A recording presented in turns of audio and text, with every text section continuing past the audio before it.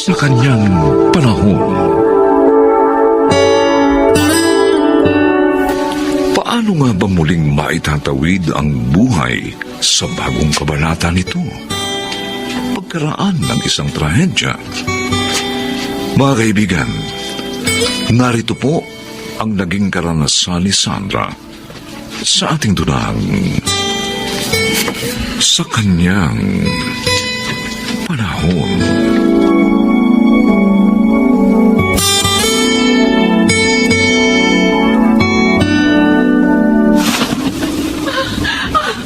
Diyos ko! Sandra! Saan ka pa pupunta at sumugod ka sa malakas na ulan? Wala ka malaman dalang payong! Nana Carmen, mga anak na po yata ako. Panay ang ilam ng tiyan ko. Sakit-sakit na po. Mabuti pa tatawag ako ng tricycle para maihatid ka sa pinakamalapit na ospital. Sa itsura mong iyan mga anak na nga eh. Opo. Ihatid niyo ako doon kay Rosel doon sa paanakan. Ay, oo nga pala. Sa paanakan ni Rosel. Mas mainam na doon ang kita dalhin. Teka, sandali sandali lang. Kakawayan ko na yung paparating na tricycle.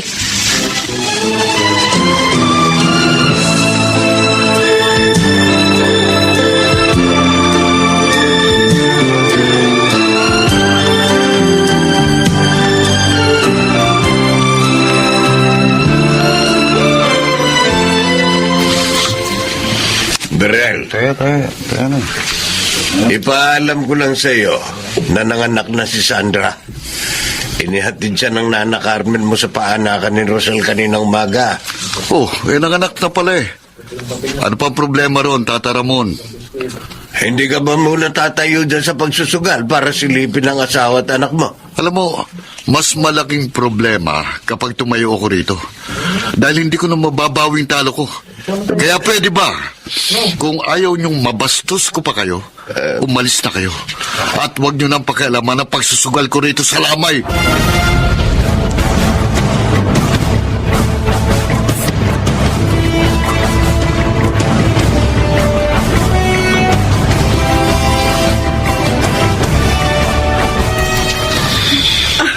Ang bilis mo lang ng anak Hindi ka pa nahirapan ng baby girl mo. Babae pa lang anak ko, Rosel. Oo. At ang lusog niya, Sandra. Normal ang timbang niya pagkapanganak mo sa kanya. Mula kasi nung pinagbuntis ko siya, hindi naman ako nakapagpatingin para sa prenatal check-up.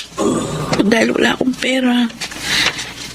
Kaya nga ako, kapag nakapanganak na ako, tsaka ko lang malalaman kung babae ba o lalaki yung magiging anak ko.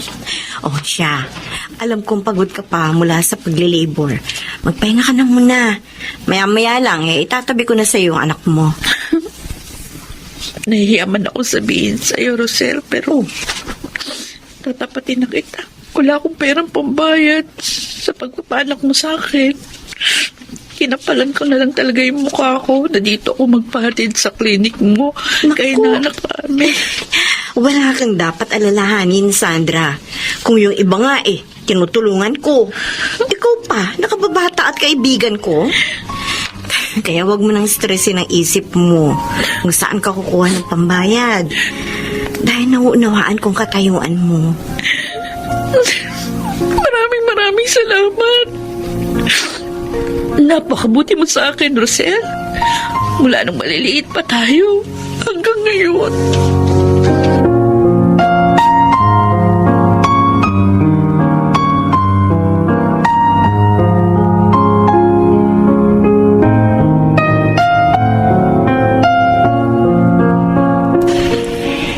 Isa lang ang masasabi ko sa iyo, Ramon.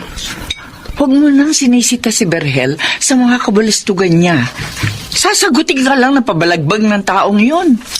Alam mo naman, walang modo yun Saan ka nga nakakita na nakapanganak na't lahat yung asawa, hindi pa rin sinisilip doon sa paanakan? Samantalang ilang araw at gabi na pala nakababad doon sa sugalan doon sa lamay. Kaya nga, Ikako, huwag mo nang pag-aksaya ng oras ang hudas na yun. Si Sandra na lang ang tulungan natin. Kung ano man tulong ang maibibigay natin. Lalo na nga ngayon, may anak na siya.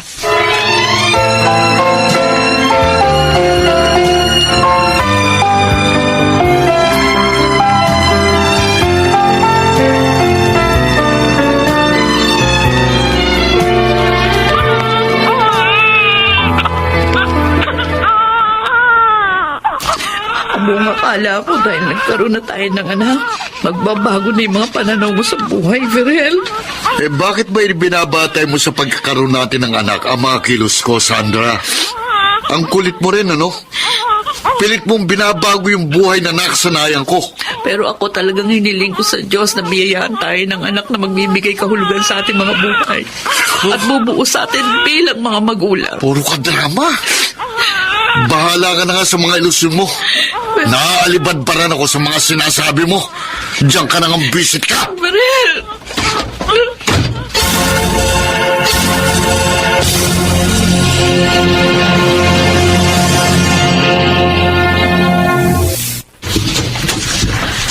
Sandra!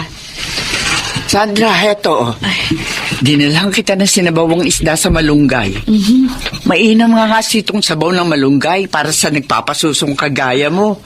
Para mas dumami pa gatas mo. Maraming salamat po, Nana Carmen. Masyado na po talaga akong nagiging abala sa inyo. Lalo na ngayong nanganak pa ako. Huwag mo isipin yun. Ang mabuti pa akin na muna yung anak mo, ha? Kakargahin ko muna para makakain ka. Umahagikik na pala, no? Opo. At ang bilis na rin po niyang gumapang. Ay, bantayan mo na siyang mabuti, Sandra. Alam mo ha, kapag gumagapang na ang bata, kung saan na makakarating yan, abay, delikado na.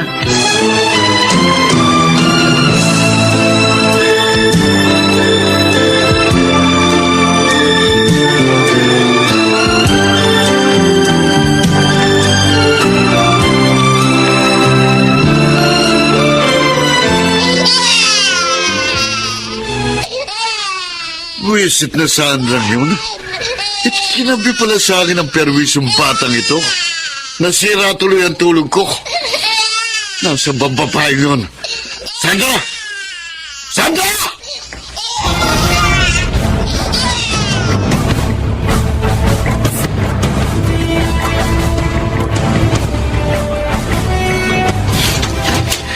Tama. Baka bago magising si baby, matatapos ka na yung mga planchahin ito ni Mrs. David. Ilang kobre kama lang naman ito. Ay, ano yun? Parang may naririnig akong pagkalis ko sa taas. Papunta sa may hagdan. Naku, Diyos ko! Ang anak ko baka nagising na. Gumapang papuntang hagdan. Diyos ko! Ang anak ko! Nahulog sa hagdan!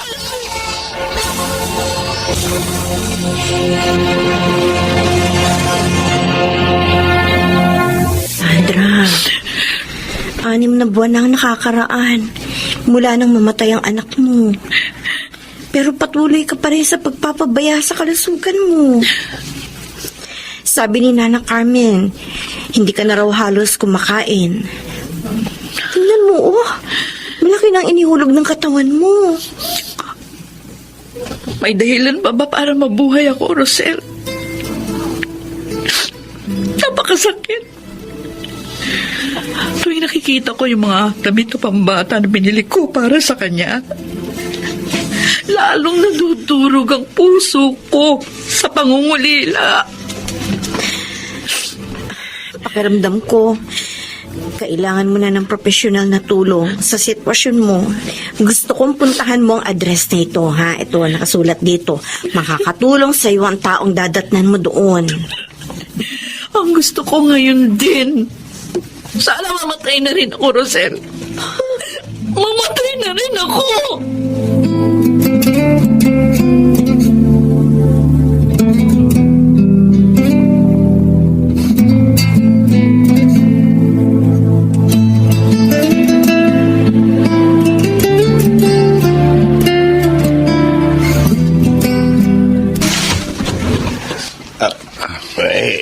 Ikaw pala, Verel. Tata Ramon, pwede po ba akong tumuloy? Oo naman. Noon pa naman bukas ang pinto namin ng Nana Carmen mo para sa inyo ni Sandra. Ay, halika, pasok ka. Maupo ka. Salamat po. Ang totoo po, kaya ako naririto. Hindi ko na rin po kayang pamimigati sa pagkamatay ng aming anak ni Sandra. Hindi ko po alam kung paano ko haharapin ang ganitong damdamin. Naroon ako sa tabi ng anak ko, pero mas pinili kong matulog dahil sa kalasingan ko.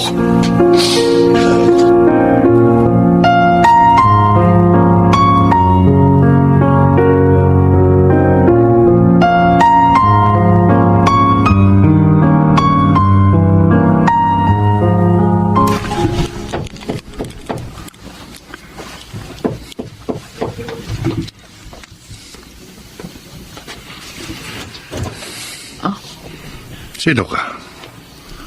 Anong kailangan mo? Magandang araw po. Hinahanap ko po si Dr. Sid Galvez. Sabi po nung kaibigan kong si Rosel, dito ko siya matatagpuan. Si Rosel.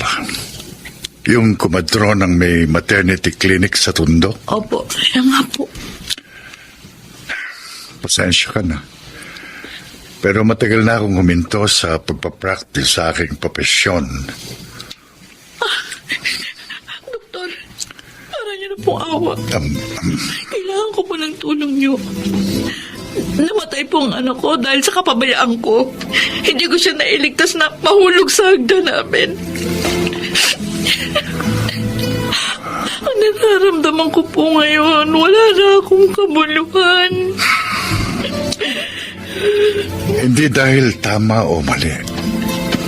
Pero iyon ang ginagawa natin. Hindi natin matanggap ang katotohanan sa kabila ng isang trahedya na pilit nating hinahanapan ang dahilan. Kaya ang ating mga emosyon palaging naghahanap ng masisisi sa pangyayari. Ang hindi maganda, ang mga sarili natin ang madalas nating sisihin.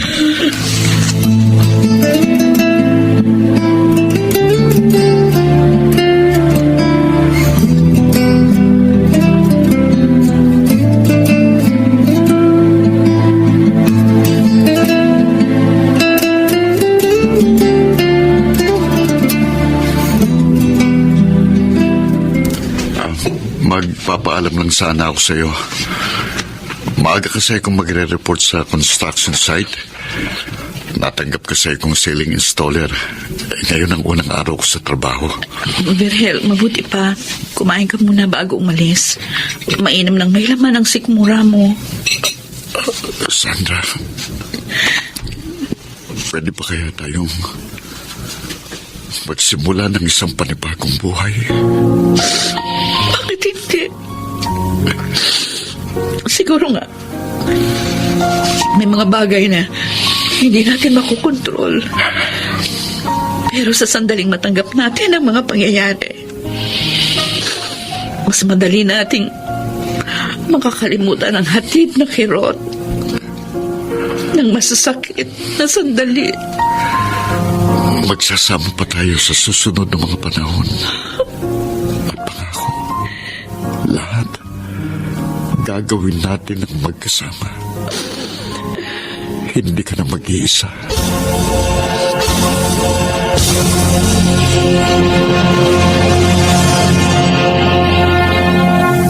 Sa kanyang panahon, maraming mga negosyo ang nagsara dahil sa pandemya. Maraming tao rin ang nawala ng pag-asa. Mga kaibigan, pakinggan natin ang naging karanasan ni Veliz sa ating dunang Sa Kanyang Panahon.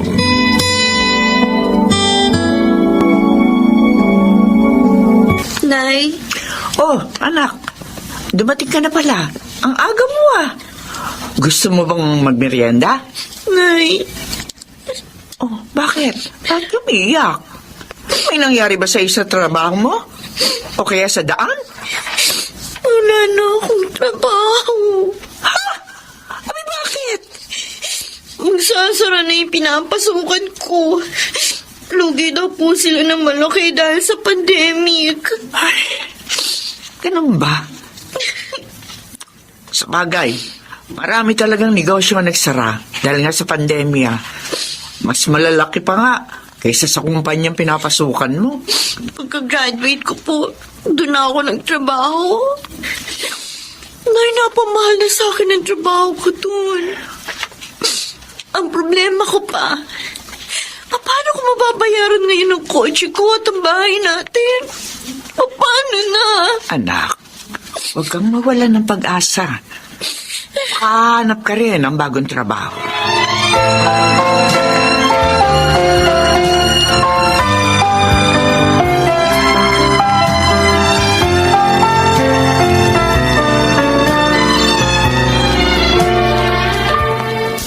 Nela, bakit hindi natin nakasabay maghapunan si Venice?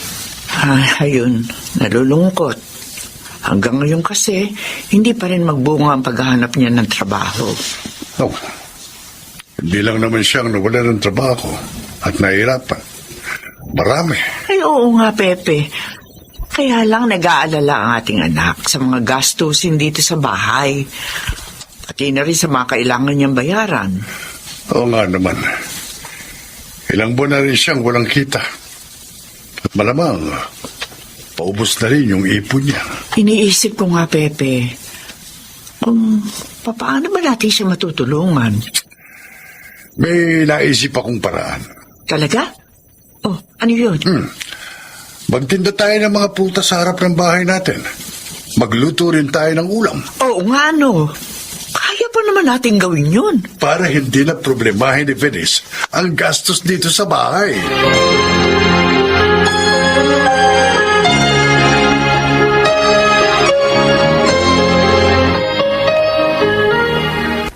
Venice, sabi ko na sa'yo, pakasal na tayo. Para mawalan ka na ng problema. At paano naman ako mawawala ng problema pag nakasal na tayo? Ako na magbabayad ng lahat ng bayarin mo. O, di wala ka ng problema. Charles, alam mo hindi pa ako handang mag-asawa. Pero mahal mo naman ako, di ba? Pambihira ka naman. Hindi tayo tatagal na 3 years kung hindi kita mahal. Oh, ganun naman pala eh. Di pumayag ka na. Pero hindi pag-aasawa ang solusyon sa mga problema ko. Ang babaw naman kung magpapakasal ako sa'yo para lang may managot sa mga utang ko. Eunice, Ang gusto ko trabaho. Trabaho, Charles. sige. Di na kita pipilitin kung talagang ayaw mo pa. Pasensya ka na. At huwag ka sanang magalit. Huwag kang mag-alala. Hindi ako galit. At siya nga pala, may babalita ako sa'yo. Ang pamilya ni na Cheryl, bumalik na dito sa lugar natin.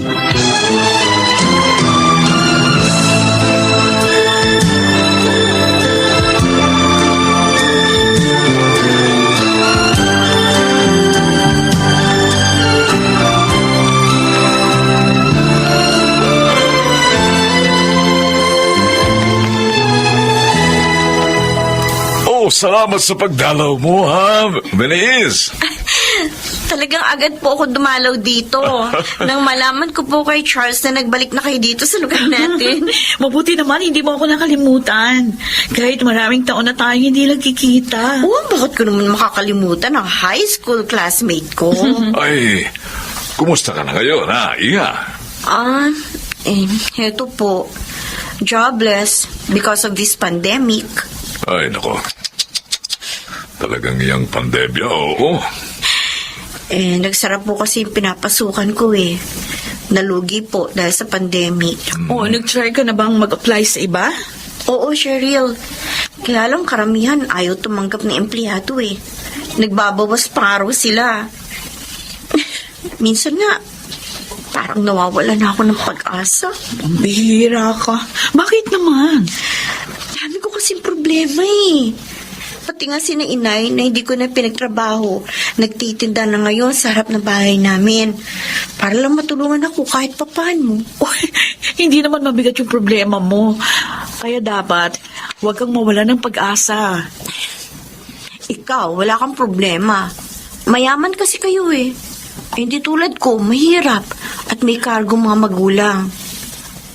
Alam mo, Dahil sa tagal ko walang trabaho. Bus na yung ipon ko. Hindi problema yun. Di ba, Daddy? Aba, oo naman, alang. Siya nga pala, Venice. Bakit hindi mo subuking mag-online business? Oh. Po? Wala na po ako may pupuhunan sa ganyan, Tito Sandro. Bay, ako ang bahala sa iyo, Ian. Bibigyan kita ng mga produkto, ha? At tuturuan din kita kung paano ibebenta mga yun.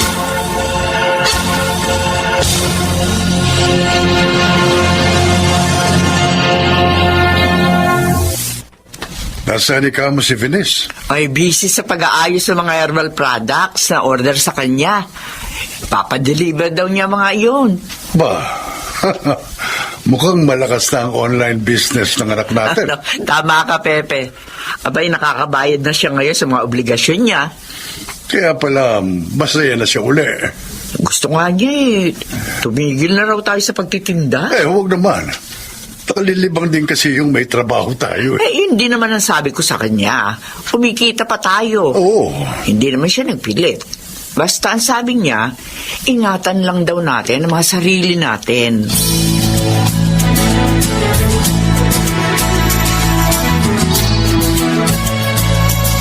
Alam mo, natutuwa ako sa sipag ng kaibigan mo, anak. Aba, ilang buwan pa lang siyang nagbebenta ng mga produkto natin, ha? Pero ang laki na ng kanyang benta, ha? Kaya nga eh. Pero masaya ako sa kanya, Daddy. Aba, oo. At saka alam niyo, sabi pa niya, mas malaki pa raw yung kita niya ngayon kaysa sa sahod niya sa dati ng trabaho. O, di nakabuti ang pag-uwi mo rito sa probinsya, ha, anak? Kaya nga po, masaya ako. Oy, salamat. Kahit sa mga huling panahon ko, may natulungan ako. Oh, anak, ang saya ng usapan natin kanina pagkatapos. Pero teka, hanggang ngayon ba, hindi pa rin niya alam? Opo. Tsaka na lang natin sabihin sa kanya kapag... Anak, bakit? Daddy. Masakit na naman ba? Yes. Aray. Relax na. Dadalhin kita sa ospital.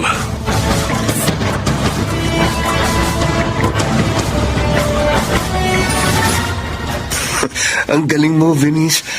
Ang laki na pala ng kita mo dyan sa online business mo. Tuwan-tuwa nga ako eh. At nagpapasalamat ako dahil umuwi dito si Cheryl. Nalutas na yung mga problema ko. Nagkaroon pa ako ng trabaho, mas malaki ang kita. Talo mo pa nga ako ngayon eh. Alam mo, bakit hindi mo subukang gawin itong sideline? Then, pag stable ka na dito, di tsaka ka mag-resign sa trabaho mo. Very good idea. Pero, turuan mo ako. Sure, ikaw pa. Malakas ka sa akin. Sasabihin ko rin ito kay Cheryl pagpunta ko sa kanila bukas. Malayo ang bahay nila dito ah. Ba't hindi mo na lang tawagan ngayon? Ilang araw na nga ako tumatawag sa kanya eh. Pero ayaw mag-ring ang cellphone niya. Tataka nga ako eh. Dahil pati mga text ko, hindi niya sinasagot. So naisip ko, puntahan na lang siya bukas sa kanila.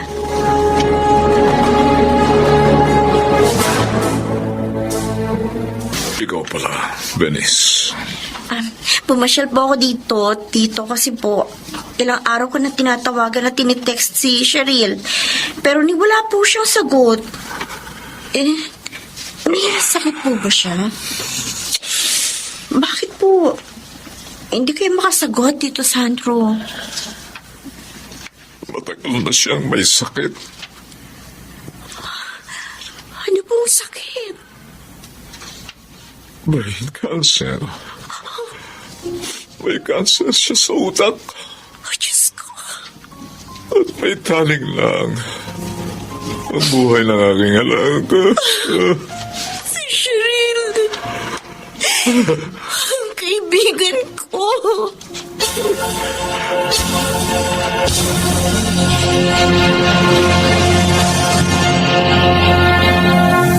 Venice, salamat. Nagkita pa tayo.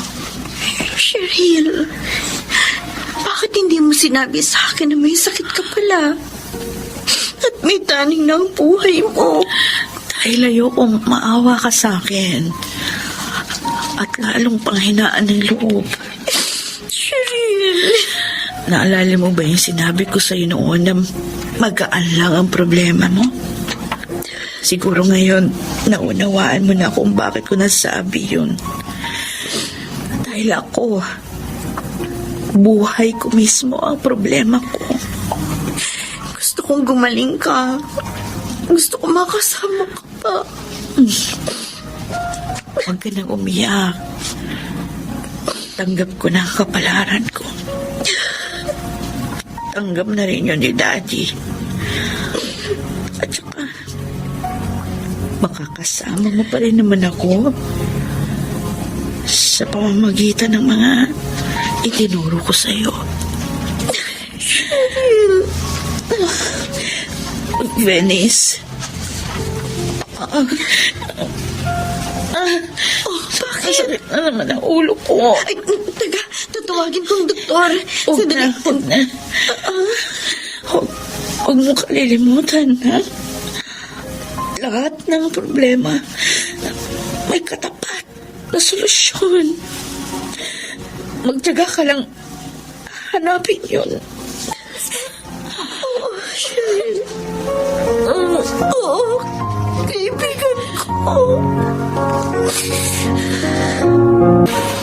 Anak, nakaalis na lahat ang mga nakipaglibing kay Cheryl.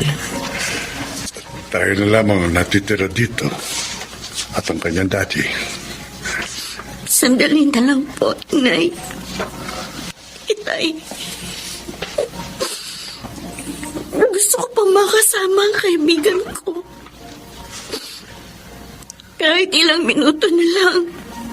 Nakita mo kung gaano siyang katatag, di ba? Opo, Nay. Akala ko wala siyang problema nang magkita kami. Yung pala, mas mabigat pa sa problema ko dinadala niya. Dahil may taning na ang buhay niya. Pero sinikap pa rin niyang makatulong sa iyo sa kabila ng kanyang kalagayan. Opo, Itay. At ipinangangako ko, hindi ko sasayangin ang kanyang pagtulong. Mananatiling inspirasyon ko ang mga payo niya sa akin.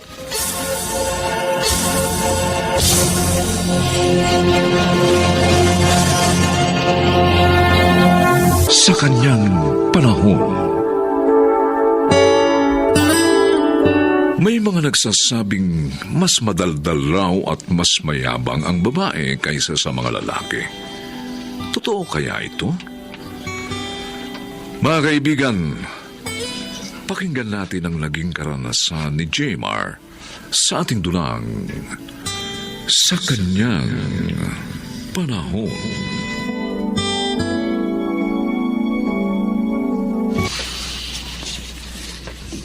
Bakit ngayon ka lang dumalaw, Jmar? Nag-alala tuloy ako sa'yo. Akala ko may sakit ka. Kasi hindi mo sinasagot ang mga text sa tawag ko. Kaya hindi ako nagpakita sa'yo dahil ayoko mag-alala ka eh. Bakit nga? Ano bang nangyari sa'yo? Napaaway ako Ha? Kanino? sa isang office mate ko. Mayabang kasi. Ano ba dahilan at nag-away kayo? Nagalit siya eh. Kasi narinig niyang sinabi ko sa isang office mate namin na binigyan ako ng merienda ng girlfriend niya. Ano? Kasalanan ko ba? Kung magkagusto sa akin ng girlfriend niya, gwapo ako. Kaya naman pala nagalit sa'yo eh. Dahil mayabang ka. Sasabi lang naman ako ng totoo eh. Gwapo talaga ang siyota mo, kaya maswerte ka. Dahil naging tayong dalawa. Kahit pa mas nakahihigit ka sa kapwa mo, hindi mo pa rin dapat na ipagyabang yun. Naku, parang namang sinay kung makapag-sermon. Concerned lang ako sa'yo, Jmar. Dahil mahal kita. At ayoko mapahama ka. Buti na nga lang. Sa labas ng office kami nag-away. Pareho kaming hindi nawalan ng trabaho. Sino mas napinsala sa inyo? Natural siya. Magaling yata ako sa suntukan.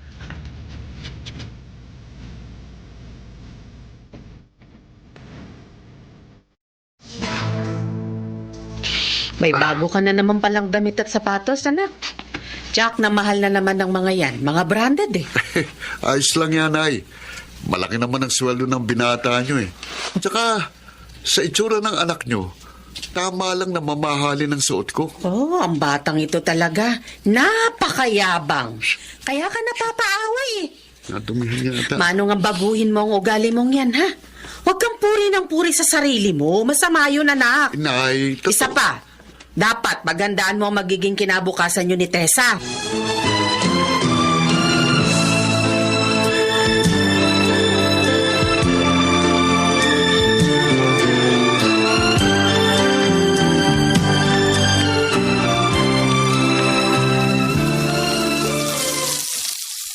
Ay, mabuti na lang at narito ka, Tessa. Tinutulungan mo ako sa pagluluto para sa handa ngayong birthday ni Jaymar. Ay, kung wala ka, nako, tsak na mahihirapan ako mag-isa dito. Oh, ayos na po ito mga sangkap. Ay. Para sa mechadong baka, Nanay Daling. Salamat, Iha. Yun pong sinabi nyo. Ang dami naman po kasi ng handa ni Jaymar. Konti lang naman ang mga bisita niya. Ayaw niya daw kasing may masabing hindi maganda sa kanya mga kabarkada at kaopisina niya. Kaya po kinapo siya sa panghanda. Pinahiram ko na nga po siya ng pandagdag eh. Ganon? Opo. Ay, nako, ang batang yun talaga, oo. Umiral na naman pala ang yabang. Uy, pasensya ka na sa anak ko, ha? Mabait naman siya eh. Yun nga lang, may kadaldalan at kayabangan. Yun po sana ang gusto kong mabago niya, Nanay Daling. Patuloy natin siyang paalalahanan, Tessa. Para mangyari yun, tayo naman ang siyang dapat na magpaalala at magmalasakit sa kanya.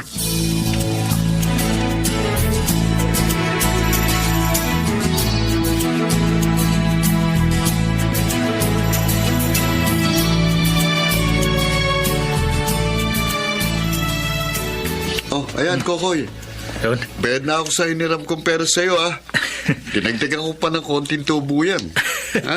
Kaya nga pag ikaw ang nangihiram ng pera sa akin bigay ka agad ako. Kasi alam ko, di ka makunat magbayad. Eh, oo naman. Tsaka, tropa kita eh, no? Maiba tayo pare. Hmm. Alam mo ba, ang daming bumilib sa'yo sa mga tropa natin. Bakit? Nung makilala nila si Tessa, ang ganda raw at ang bayad. Ang totoo niyan, di hamak namang mas maganda at mas mabait si Tessa kay Rich. Pero alam mo, sa totoo lang, akong niligawan niya eh. Ha? Oo. Talaga? Oo. Dahil gusto ko naman siya. Kaya yung pinagbigyan ko na, sinagot ka na kagad. Ibang klase ka talaga pare. Ako pa. Hoy, baka maniwala si Kokoy sa sinabi mo, Jaymar, ha? Uy, Tessa, Uy. sumunod ka pala dito. Ang tagal mo eh. Kaya sinundan na kita.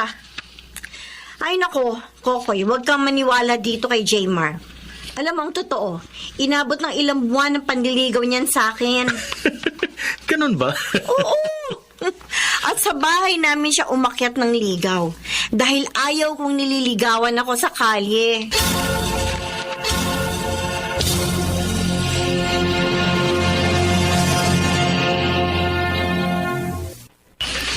Totoo, Jaymar?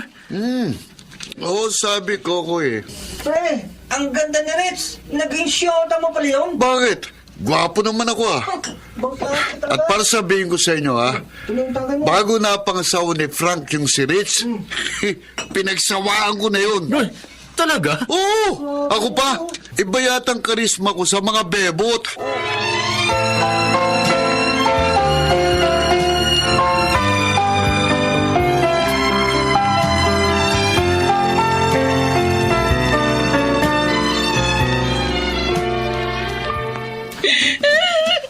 Walang hiya siya.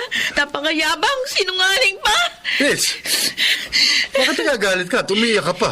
Walang hiya si Jaymar. Narinig ko sa tindahan, pinagyayabang niya doon sa mga tropa niya. Naging syota daw niya ako. Ano? Hindi naman totoo yun ah. Ako nga sinagot mo eh. Kaya nga nagagalit ako, Frank. At yung nagpayak pa sa akin, yung sinabi pa niyang bago daw tayo naging mag-asawa, pinagsawaan niya ako. Ang gagong nila. Sinabi niya yun sa mga tao. Oo!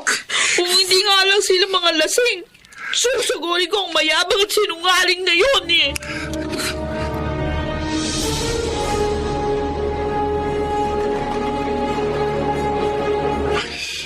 Dito kita hihintayin sa eskinitang ito, Jaymar. Tiyak namang dadaan ka rito eh. Yari ka ngayon sa akin. Hiyabang mo. Sinungaling ka pa. Ayun, may dumarating. Si Jemar. Siya na nga ito. Tiyempo walang istorbo sa atin. Dahil gabi na. At nasa loob na ng bahay nila. Ang mga dumaraan dito. Tatawagin siya. Jemar! Dali nga! Oh, bakit Frank? Hayop ka? Napakayabang mo. Sinungaling ka pa. Ano? Teka, hindi ko maintindihan ang sinasabi mo. Narinig ng misis kong lahat ng ipinagyayabang mo sa tropa mo nung isang gabing lasing ka. Ano? Walang yaka. Hindi mo lang matanggap na binasted ka ng asawa ko noon. Kaya ka ganyan. Frank, pasensya na. Hindi na mauulit. Iyak na iyak yung asawa ko. Dahil sa mga narinig niya. Kaya ngayon, tuturuan kita ng leksyon. Patalim yan. Ha? Nakamamatay yan, pare. Ito ang ibibigay kong leksyon sa iyo.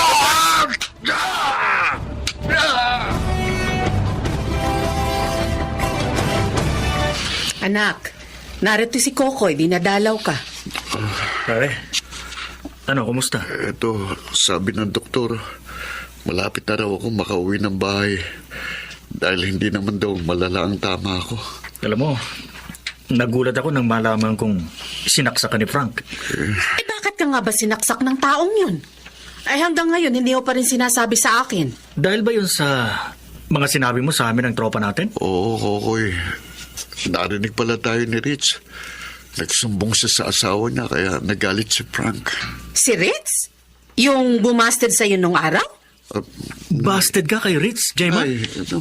Eh, sabi mo naging syota mo siya at pinagsawaan mo. Ay, bakit mo naman sinabi ang ganyan sa mga kabarkada mo, anak? Naku naman, paninirang puri yun. Maaari kang makulong sa ginawa mo. Hindi ko naman po akalaing mangyayari to eh. Hindi ko lang po kasi matanggap na kahit gwapo ko, binigo ako ni Rich. Asik naman pare. Ginoyo mo lang pala kami. Pasensya na, pre. Alam na ba ito ni Tessa?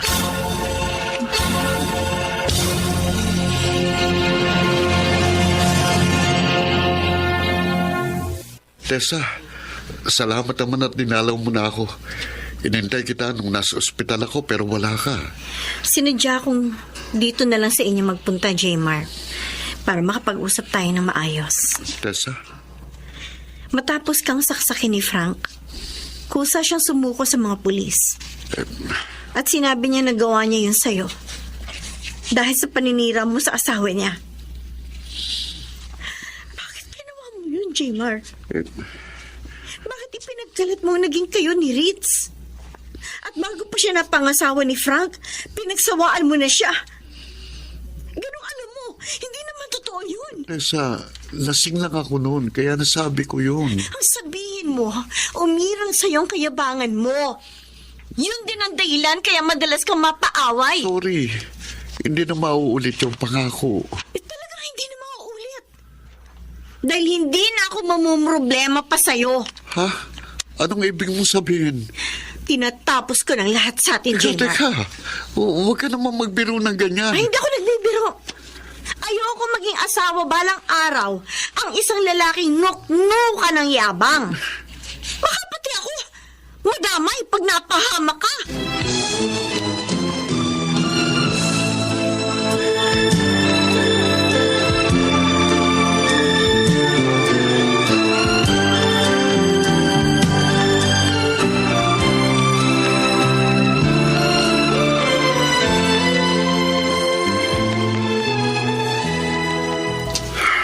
Nakipagkalas pala sa'yo si Tessa, kaya ka malungkot. Opo, Nay. Ay, sayang. Mabait pa naman siya at matinong babae. Kaya nga gusto ko siya para sa'yo. Kasalanan ko po eh. Tulad nyo, hindi ko rin siya pinakinggan. Hindi ko po naalis sa akin yung pagiging madaldal at pagiging mayabang. Kaya ako nasasaktan ngayon ay. Anak, huwag kang mawalan ng pag-asa. Magbago ka. Alisin mo ang kayabangan. Nay. Ipakita mo sa kanya ang iyong pagbabago. At anong malay mo, magkabalikan din kayo.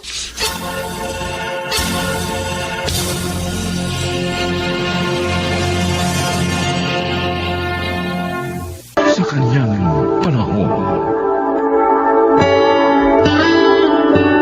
Wala raw imposible sa isang taong pursigido at determinado.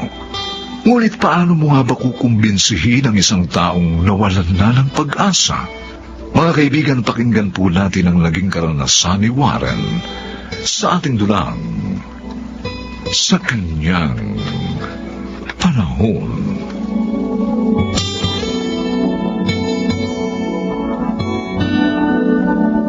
Hello, Warren. Mag-uumpisa na ba tayo ng session natin? Ha? Huwag na, Kuya Nathan. Makakauwi ka na. Naku, hindi po pwede. Magagalit sa akin ang dami Tama mo. na, ayoko na eh. Nag-aaksaya lang tayo ng oras sa panahon. Huwag na tayong umasa. Makakalakad pa ako. Huwag ka lamang ganyan, Warren. Hindi ka dapat Bihi ka ba? Hindi mo ba ako narinig? Ang sabi ko, umalis ka na. Ano nangyayari dito? Marieta, ayaw na po ni Warren na ituloy ang session namin. Anak, bakit? Ano ba problema? I'm hopeless, Mami. Hindi niyo ba nakikita? Habang buhay na ako magiging dependent dito sa aking wheelchair. Huwag mong sabihin yan. Hindi ka dapat mawalan ng pag-asa. Alam ko mahirap ang pinagdadaanan mo at naiintindihan kita. Pero hindi ka dapat sumuko, anak. Hindi niyo ko naiintindihan. Dahil hindi pa ninyo nararanasan ang mabalda at malumpo. Anak, hayaan mong tulungan ka namin. Kaya sana naman, tulungan mo rin ang sarili mo. Pwede ba umalis na kayo sa harapan ko? Just leave me alone!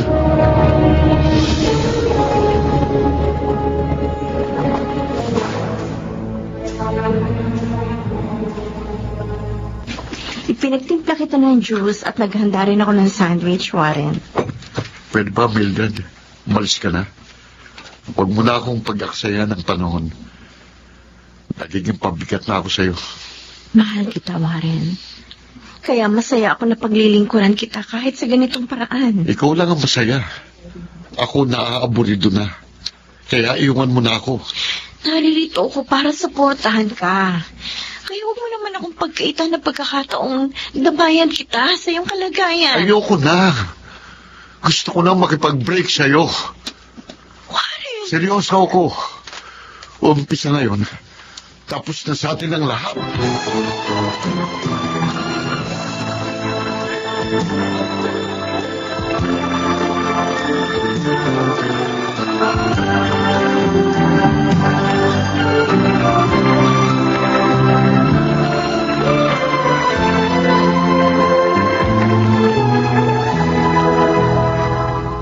Mami, mukhang mahihirapan po talaga tayo kay Warren. Paano pa natin siya matutulungan kung siya mismo hindi willing na tulungan ang kanyang sarili? Gusto ko magpakatatag. Pero sa nakikita ko sa kapatid mo, parang pinanghihinaan ako ng loob. Hindi ko naman po siya masisisi. Ang tatlo na si Nathan sa kanyang mga naging physical therapist. Pero walang pinagbago. Kahit konti yung kalagayan niya, mas lalo pa nga siyang naging depressed. So na anak, gano'n na rin ang nararamdaman ko. Mukhang nahawa na ako sa kapatid mo. Kung ano man po yung nararamdaman natin, hindi natin dapat ipakita sa kanya yon. Sa halip, dapat pa nga tayong magpakatapang at magpakatatag. Kahit man lang sa ganung paraan, matulungan natin siya.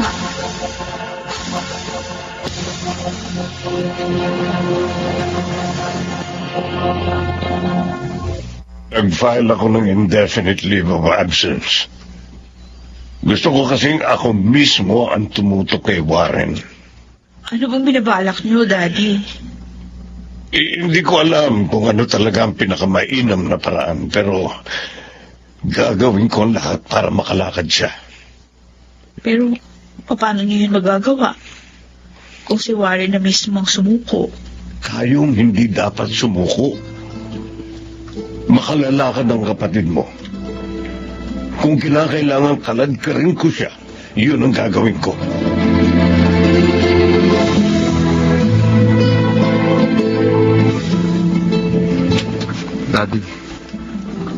po ninyo ako dinala rito. Ano pong gagawin natin? Maganda kasi ang ambience dito at makapal ang Bermuda grass. Ito ang the best place para ikaw mag-practice. Ano pong practice ang gagawin ko? Ano ba? Ay di magpa-practice kang maglakad. Daddy, Hahawakan ko ang kamay mo. teka. Sige. Tumayo ka. Daddy, hindi ko pa kaya. Kaya mo yan. Sige, tumayo ka. Ano ba? Huwag kang mag-alala dahil hahawakan kita na maigpit. Pero, Daddy, Hindi mo ba ako narinig? Ang sabi ko, tumayo ka. Tumayo ka, Warren. Tumayo ka. Oh, yan. Kaya mo naman palang tumayo. upo na ako na. Ang sakit ng paa ko. Tumayo ka lang ng ganyan. Daddy, Tiisin mo ang sakit. pero Daddy, Basta makinig ka sa akin. please, maawa ka sa akin. Yun na nga Naaawa ako sa'yo. Kaya ako ito ginagawa. Sige. Tumayo ka lang ng ganyan. Masasanay ka rin. Hindi ko na kaya. Babagsakan mo. Hindi ka babagsak dahil nakaalalay ako sa'yo. Mana, Daddy. Huwag na natin pilitin ang isang bagay na imposible. Hindi. Daddy, Hindi ako susuko. Kaya sa ayaw at sa gusto mo, sisikapin mo makalakad. Daddy.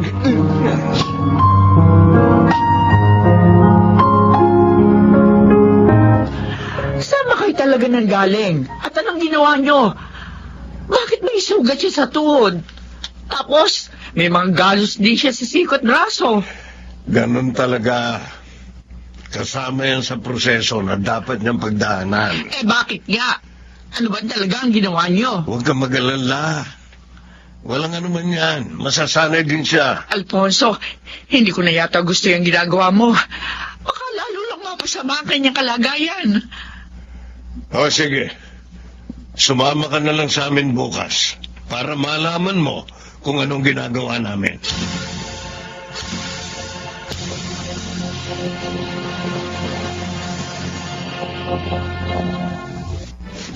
Oh, ayan. Ayan, makakapaglakad ka na.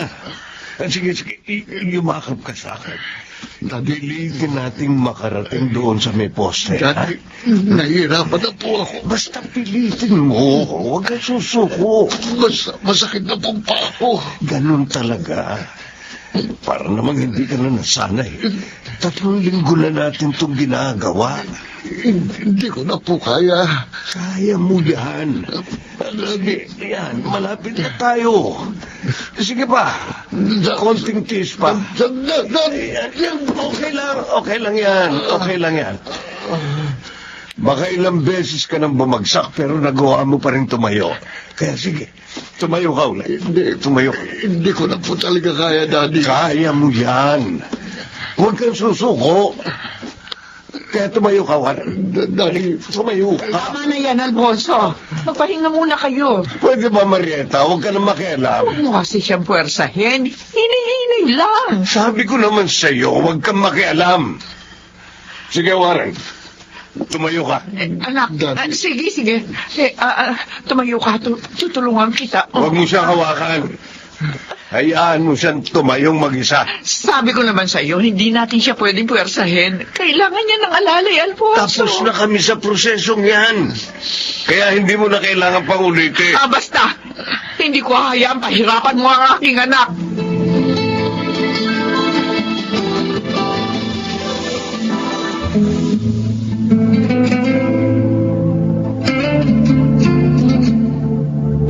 Sa susunod, hindi ka nasasama.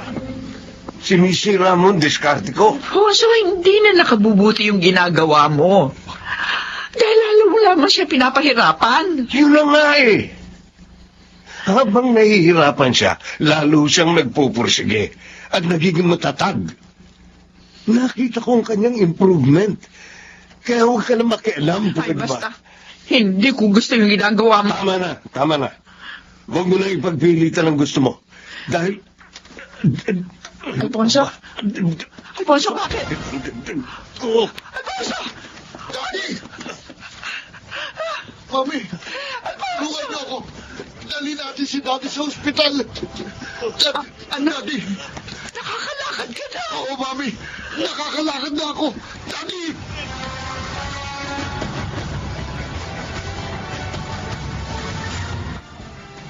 Salamat po, Daddy. Walang masamang nangyari sa inyo. Akala ko po talaga, inatake na kayo sa puso. Walang ano man ito, anak. Ang importante, nakalalakad ka na. Opo, nang makita ko kayong bumagsak, bigla ako napatayo at nakalakad. Nakalalakad ka na talaga, di ba? Bumabagsa ka lang, pero ngayon, unti-unti nang nagiging normal ang kalagayan mo.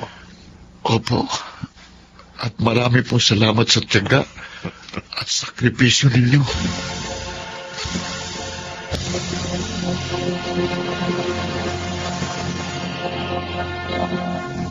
Sa kanyang panahon,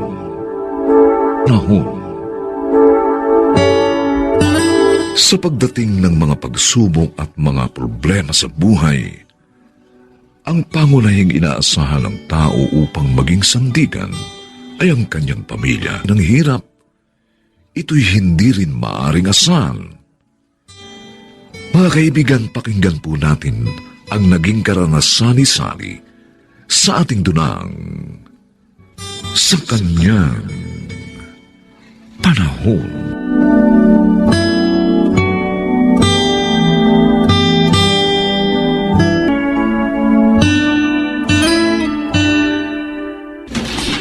Oh, mabutit dumating ka na, anak. Tamang-tama. Nakaluto ng kapatid mo. Mabuti naman po. Dahil talagang pagod at gutom na ako. Nakapaglinis din siya nitong buong bahay at naglaba ng mga damit natin. Dapat naman po talagang gawin niya yun. Dahil yun lang naman yung pwede niyang itulong sa akin sa hirap na dinaranas ko ngayon. Anak naman. Oh, totoo naman yun, Tay. Mula nang dumating sila dito ng pamangkin ko, kinapos na tayo. Alam naman niyang hindi malaki yung kita ko sa trabaho. Biglang pumanaw ang bayaw mo. Alam mo naman yan. At kailangan ng tulong ng kapatid mo. Ay, magpapalit na ako ng damit. Gusto ko na akong kumain.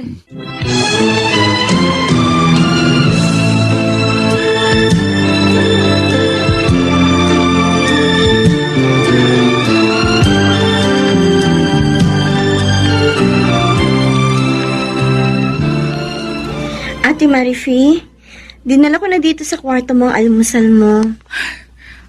Bakit dinala mo pa dito yan? Sabi kasi ni Itay, masama ang pakiramdam mo. Kaya naisip kong dalhan ka na lang ng pagkain dito sa kwarto mo. Hindi mo kailangan gawin yan. May mga paa ko. Kaya ko magpunta sa kusina para kumain. Ate, galit ka ba sa akin? Kasi napansin ko, mula na dumating kami dito ng anak ko, bihira mo akong kausapin. Kasi naman, Sally, alam mong maliit lang yung kinikita ko sa pabrika. At hirap ako sa pagpapagamot kay Itay dahil nga sakitin siya. Tapos, dumagdag pa kayo ng pamangkin ko sa obligasyon? Ate, sorry, hindi ko naman gusto maagang mabiyuda. Oo nga. Pero kung hindi ka maaga nag-asawa, baka hindi ka biyuda ngayon. Baka dalaga ka pa. At nakakatulong ko kay Itay. Ate Marifi. Tapos ngayon sinasabi ko yung totoo, iyak-iyak ka dyan. Sige na. Iwan mo na ako. Ako na maglalabas ng kinainan ko. Pagkatapos kong kumain. Masipag po siya, Aling Cynthia, Mang Peter. Mapagkakatiwalaan. Manda po kayo. Naniniwala naman kami sa iyo, Jean. Matagal ka na namin kapitbahay. At wala kang masamang record dito sa lugar natin. Hindi ko naman po kasi ugali yung gumawa ng masama. Sabi mo, biyuda na yung gustong pumasok na kasambahay at may anak ka mo? Opo, 2 years old na po. Pero hindi po problema yon. Mabait yung bata. Hindi rin iyakin. At saka kapag maraming gagawin si Sally, pwede niyang iwan sa akin ang kanyang anak. Malapit din po kasi sa akin ang batang yun eh. Kailan mo naman siya isasama dito?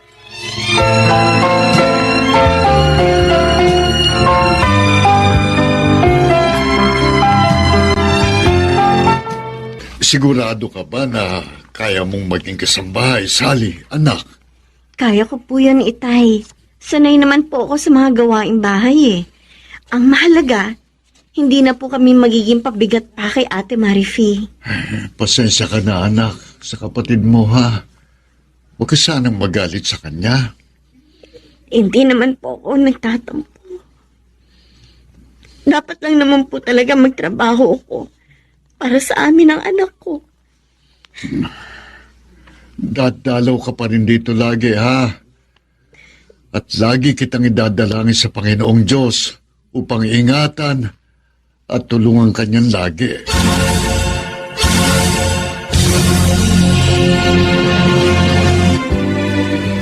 Heto na po ang merienda ninyo, Ate Cynthia, Kuya Peter. Salamat. Thank you, Sally. Sige na. Balikan mo na ang anak mo. Tatawagin ka na lang namin kung may kailangan kami, ha? Opo. Alam mo, mahal, natutuwa ako dyan kay Sally. Totoo lahat ang sinabi ni Jean tungkol sa kanya. Oo nga. Mabait, masipag, at mapagkakatiwalaan siya. At mabait ang anak niya. Kaya nga pati ang bunso natin, nawiwili rin sa anak ni Sally. Ay, mahal, may sinabi nga pala sa akin si Sally. Ano yun? Gusto raw niyang mag-aral ng cosmetology. Oo, maganda yun, ha? Para may iba siyang alam na trabaho. Kaya lang. Okay lang ba yun sa'yo? Ay, oo naman. Okay lang. Sandali lang naman yun. At saka, tutulungan din siya ni Jean pag kailangan ng bantay sa anak ni Sally. Itay, malungkot na naman kayo. Naalala ko lang ang kapatid mo. Matagal na natin siyang hindi nakikita. Hindi na tayo nakakabalita sa kanya. O di ba sabi niyo? Nung huling punta niya rito, nabanggit niya mag-aaral siya ng cosmetology. Baka yun yung dahilan, kaya abala siya. Nag-aalala lang naman ako. Baka ka kung may sakit siya. Huwag nga kayo mag-isip ng ganyan. Ni Sally sarili niya, malaki na yun. May anak na nga eh.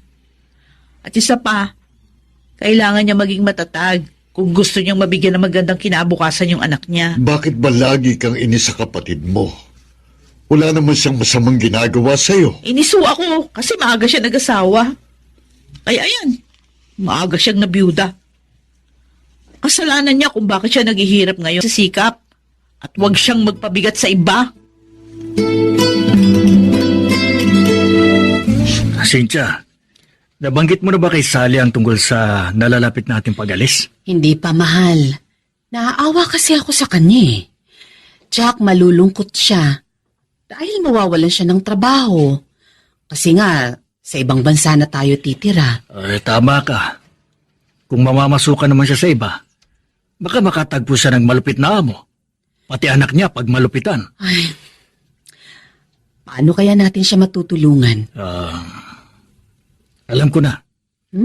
Alam ko na kung paano tayo makakatulong sa mag-ina.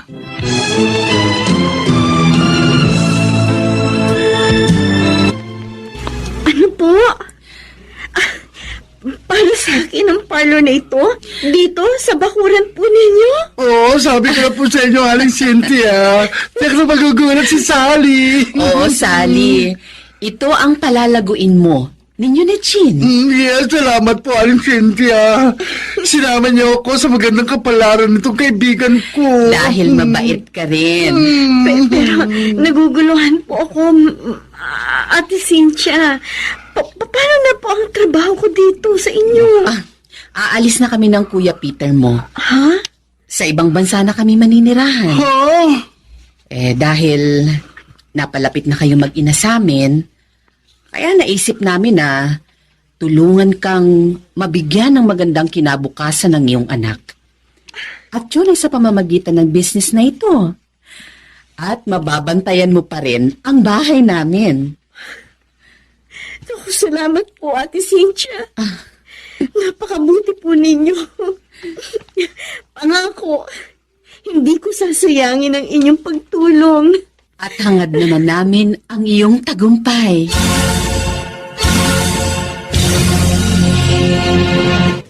Girl, Malaking kinita ng 2 parlor mga yan. Oh, eto ang ingresyo ng 2 bading na nagmamanage doon. Salamat, Jim. Malaki nga Pag ganito lagi, makakapagbukas na tayo ng pang-4 na parlor. Oh, ang galing! Oh, ito na talaga ang best friend ko. Tayong 2. Remember, ikaw ang assistant ko. Ay, girl. Wait. May naalala ko. Ano yun? Nakasalubong ko kanina sa daan yung kapitbahay nyo. At may sinabi siya sa akin tungkol sa ating Matagal ko na nga pala silang hindi napupuntahan. Kumusta na kaya sila? medyo hindi maganda. Ha? Dahil may sakit daw ang ate mo. At ang tatay nyo, nagtitinda raw ng balot at penoy para mabuhay.